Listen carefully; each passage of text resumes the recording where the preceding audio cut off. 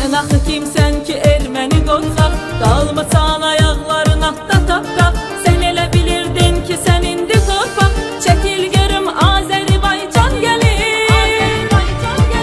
Biz 30 il ürəklə gülməz idik, cəngidə savaşda yenilməz idik. Xan kəndini almaya bilməz idik, torpaq alıb yurduna beyxan gəlir. Biz 30 il ürəklə gülməz idik, cəngidə savaşda yenilməz idik. Xan kəndini almaya bilməz idik, torpaq alıb yurduna beyxan gəlir.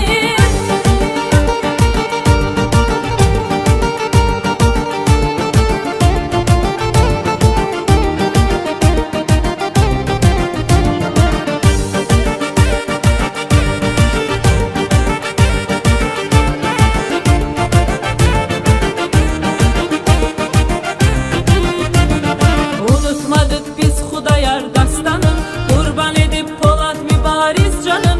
Bu vətənin uğrunda axıtmış qanın, gör nə qədər igid qəhrəman gəlir. Biz 30 il ürəklə gülməz idik, cəngidə savaşda yenilməz idik. Xan kəndini almaya bilməz idik, torpaq alıb yurduna beyxan gəlir. Biz 30 il ürəklə gülməz idik, cəngidə savaşda yenilməz idik. Xan kəndini almaya bilməz idik, torpaq alıb yurduna beyxan gəlir.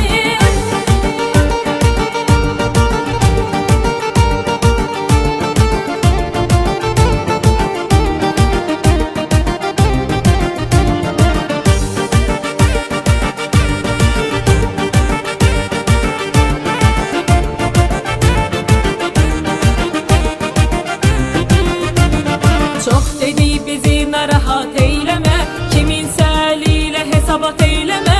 Bir də ordumuzla zarafat eyləmə, düşməni gördükdə gözünə qan gəlir.